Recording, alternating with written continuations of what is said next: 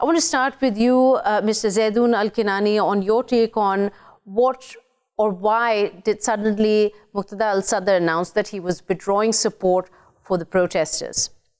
Yeah, well, before we try to make sense or try to understand Muqtada al-Sadr's actions today in Iraq, post-October 2019 Iraq, which is the uprisings that began 3 or 4 months ago, we have to understand the relationship of Sadr with Iran and his role in the current protests.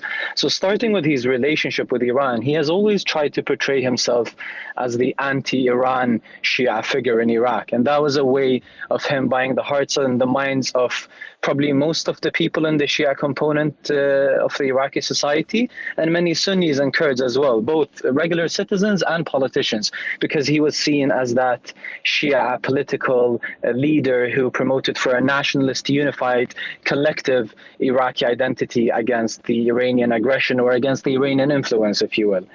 But then throughout the years, we're realizing, especially now as we came closer to the protests that began in October, is that he realized that he wasn't that welcomed on the streets, in the protest movement. The protest movement was very clear that their demand for better employability rates and the downfall of an ethnic sectarian regime that has failed to provide better living standards, better education, better healthcare, better infrastructure, better electricity for the past 16 years is the very same government that he's part of.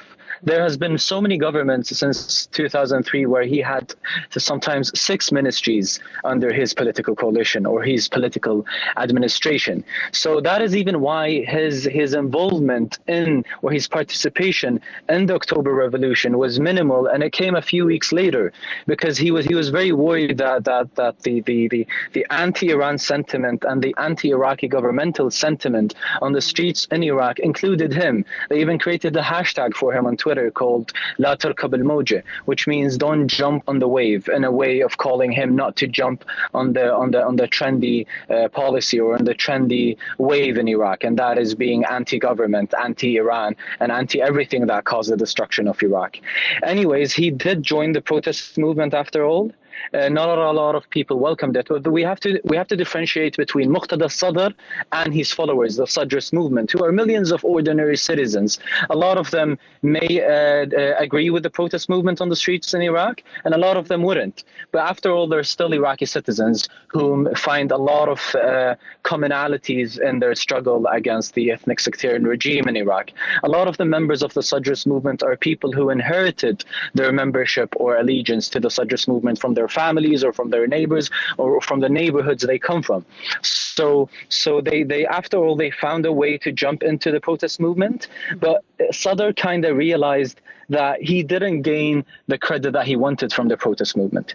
Not only he tried to create himself as a spiritual leader of that protest movement, but even the Iraqi government or the Iraqi governmental media propaganda tried to create this discourse that these are protests that he are pushing for his own interests, for his own agenda. And the protest movement tried to make it very clear from the beginning, and they continuously tried to counter that propaganda that was created by the Iraqi government, that he is not the spiritual leader of the Iraqi government. Right. In fact, he is a part of the ethnic sectarian regime, which they are protesting against.